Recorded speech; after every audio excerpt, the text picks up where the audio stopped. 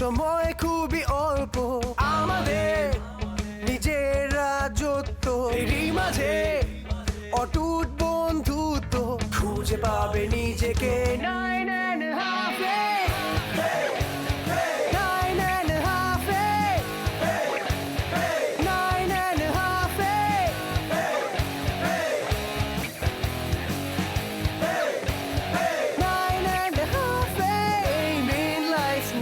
এত কনফিউশন বাবা মার চারিতে বেড়ে যায় টেনশন লাইফেও ধরা সিজিপিএ প্যারা গার্লফ্রেন্ড দিন শেষে যায় tension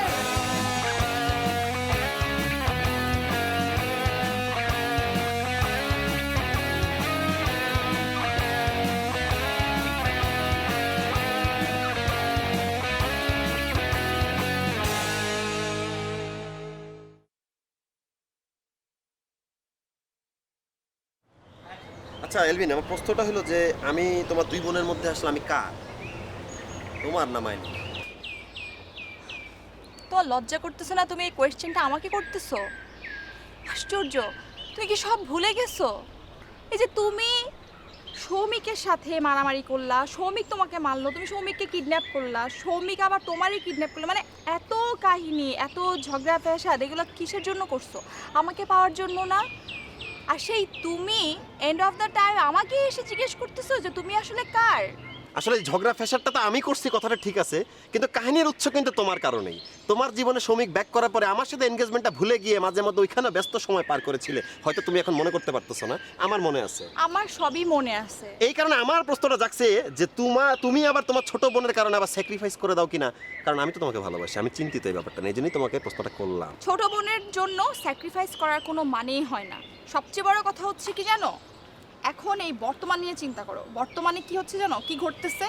I love you and আমি তোমার সাথে থাকতে চাই। আর সবচেয়ে বড় কথা হচ্ছে তুমি আমার, তুমি প্রথম থেকে আমার ছিলা, তুমি আমার আসো, তুমি আমার থাকবা, থাকতেই হবে। আমি আর কিছু জানি না। আর তুমি একটা জিনিস জেনে রাখো যে আমিও তোমাকে ভালোবাসছিলাম, তোমার সাথে এনগেজমেন্ট হওয়ার পরে আমি ফার্স্ট টাইম ভালোবাসি, ভালোবাসবো। আমি জানি, আর এই জন্যই বলতেছি, আমি চাই আর কি এই জিনিসটা তুমিও তোমার মাথায় রেখো, তোমার আমার মধ্যে যেন কোনো থার্ড পারসন কখনোই না আসে। তুমি বুঝছো তো আমি থার্ড পারসন কাকে মিন করতেছি? বুঝছি। হ্যাঁ, আর আমি আরেকটা জিনিসও চাই। মাইলি অনেক ছোট মানুষ, শুধুমাত্র তোমার জন্য মাইলি আর আমার মধ্যে অনেক ভুল বোঝাবুঝি হচ্ছে। মাইলি ছোট মানুষ না বুঝে অনেক মন খারাপ করে আছে। আমি চাই তুমি এই জিনিসটাও সলভ করো। ওকে, ঠিক আছে? মনে থাকবে? মনে থাকবে। বাই তাহলে। বাই।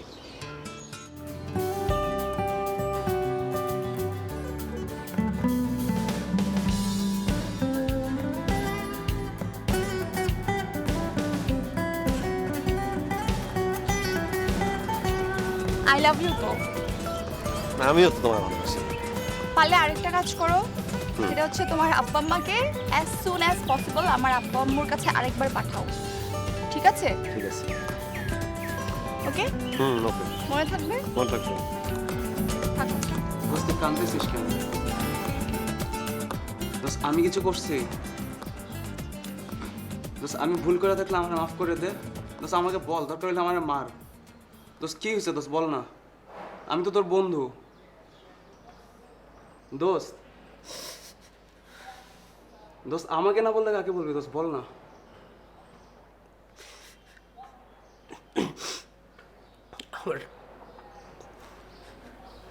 আমার জীবনটা কেমন জানি গেল।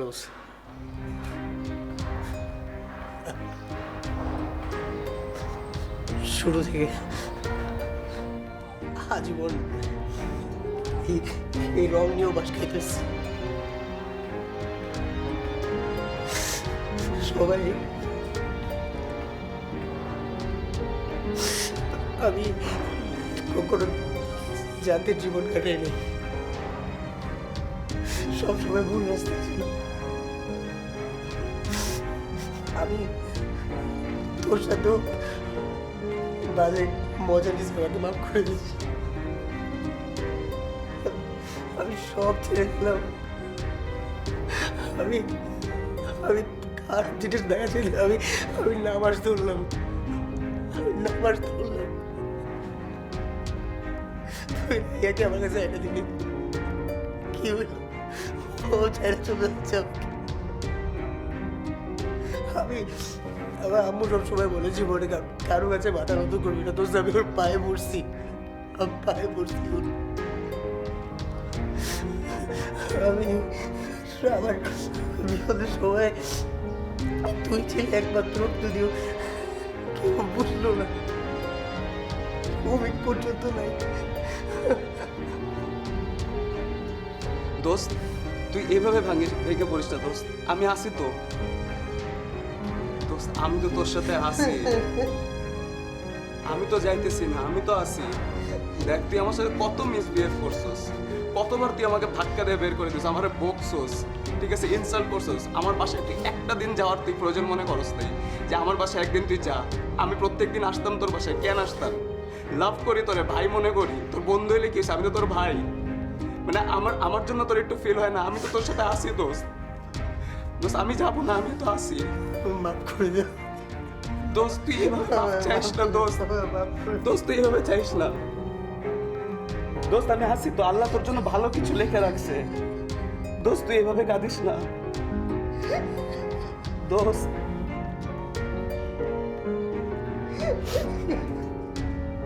দোস্ত তুই এভাবে কাঁদিস না।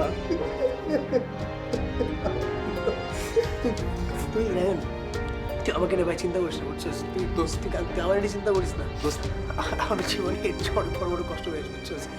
কোনোভাবে নিজেকে সামলাই নাই বসে, আমি বাকি জীবনে উপরে কাটাই দিব। তুই চিন্তা করিস না, বাসায় যা। আমি যাবো না দোস্ত, আমি যাবো না, আমি তোর সাথে আসি, আমি যাবো না দোস্ত, তুই এভাবে কান্দিস না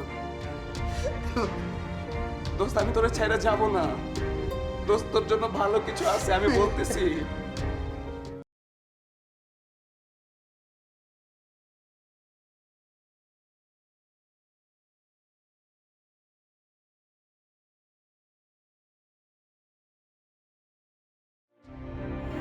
মামা,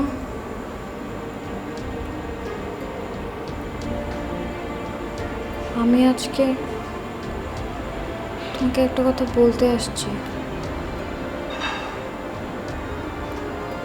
আই এম সরি মামা, আমাকে মাফ করে দিও।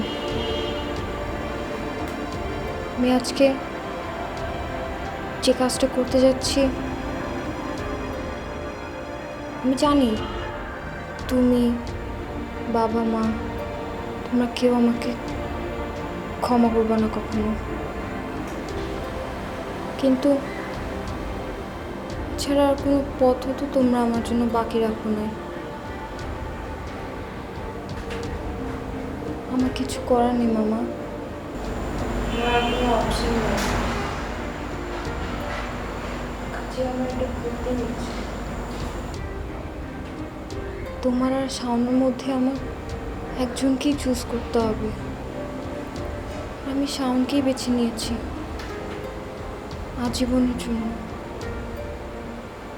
তাই আজকে ওর সাথে চলে যাচ্ছি এই বাড়ি ছেড়ে, তোমাদেরকে না বলে। কারণ তোমরা কখনো আমার শাওনের জন্য যে ভালোবাসা সেটা বুঝবা না। তোমরা যেটা চাও সেটা শাওন দিতে পারবে না এখন, ভবিষ্যতে পারবে কি না সেটাও আমার জানা নেই। কিন্তু মামা, আমি তো ওসব কিছু চাই না, আমি তো শুধু ওকেই চাই, তো ওকে ভালোবাসি, অনেক অনেক অনেক ভালোবাসি। তোমরা আমাকে ছোটবেলা থেকে অনেক আদরে রেখেছো, অনেক আদরে বড় করেছো। তোমাদের এই ঋণ আমি কখনো শোধ করতে পারবো না, কিন্তু আমার আজ আর কোনো পথ খোলা নেই, আর কোনো অপশন নেই তোমাদেরকে ছেড়ে যাওয়া ছাড়া।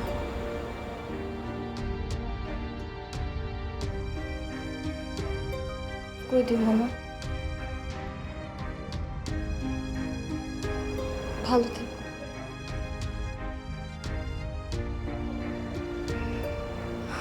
আমি জানি মন থেকে কখনো তুমি আমার আর শাওনের জন্য দোয়া করবা না, কিন্তু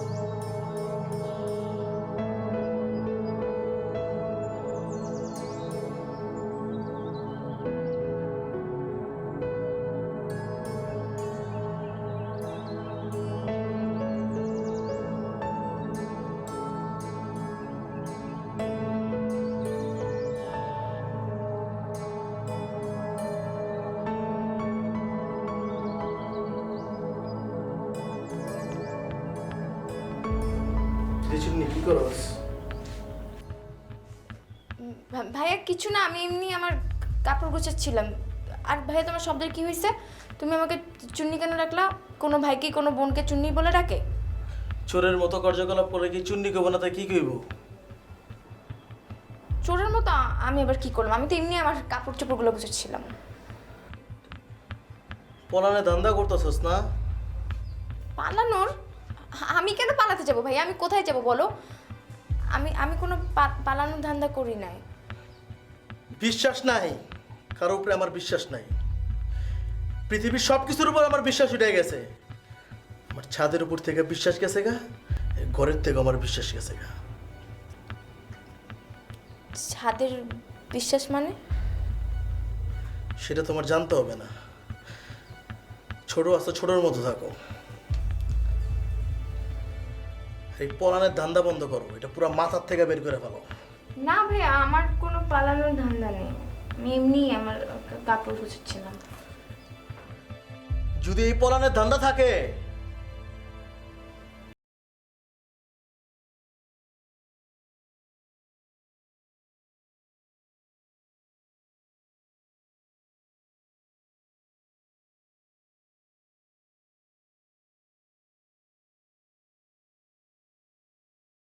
আপনি বুঝান কি কাপড় চোপড় বুঝাবেন, বুঝান।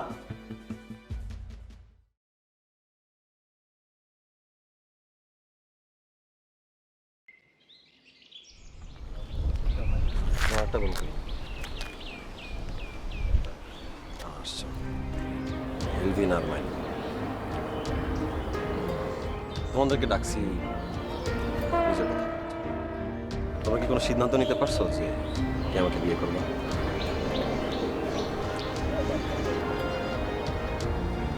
আসলে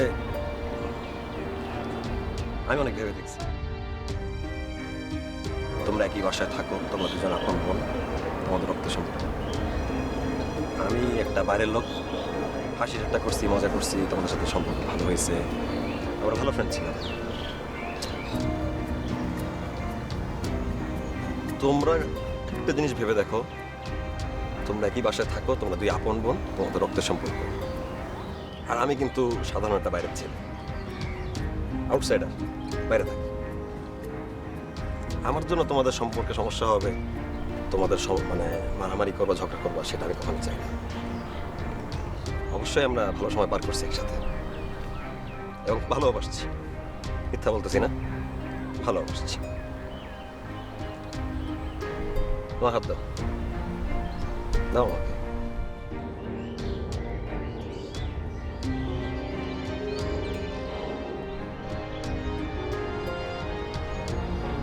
অনেক ভালোবাসছি,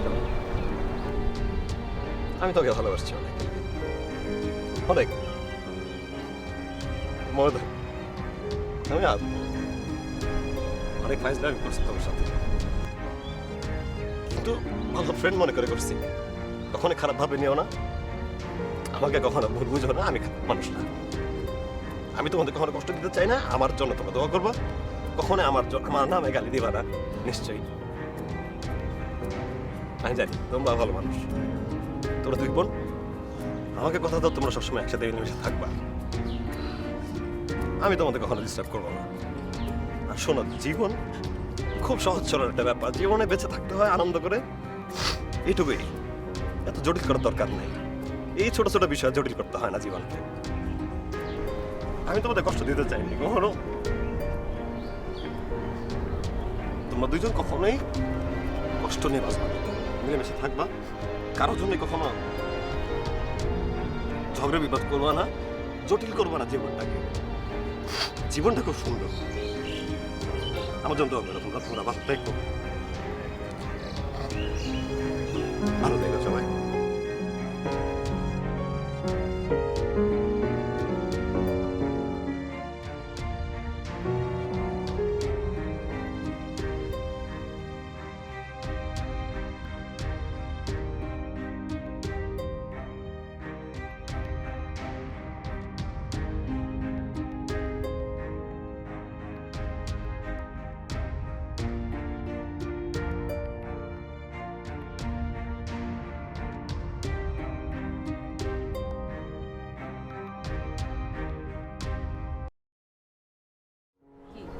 এই যে তোর আমার ড্রেস ম্যাচিং হয়ে গেছে। ও আচ্ছা, তাই তো। হ্যাঁ, ড্রেসের ম্যাচিং থেকে কিন্তু আস্তে আস্তে মনে কর মনেরও আমাদের ম্যাচিং হয়ে যাবে। কি সুইট না বল? তামিম, তোর সাথে না কিছু কথা আছে, মানে খুব সিরিয়াস বিষয়। বল না, আমি তো তোর কথা শোনার জন্য ওয়েট করতেছি। জানি, তোর হাতটা দে। কোনো ধন্যবাদ না বাবা। সেটা তোর ইচ্ছা। আগে কথা দিয়ে আমি তোকে যা বলবো তুই একদম ঠান্ডা মাথায় আর মনোযোগ দিয়ে শুনবি। এইটাতে আমাদের রিলেশন বা আমাদের ফ্রেন্ডশিপের কোনো সমস্যা হবে না। না, সমস্যা কেন হবে বল? আসলে কথাটা হচ্ছে, আমি অনেক চিন্তা ভাবনা করছি, বুঝছিস? চিন্তা ভাবনা করে দেখলাম যে আমাদের না এই ফ্রেন্ডশিপটা নষ্ট করা উচিত না।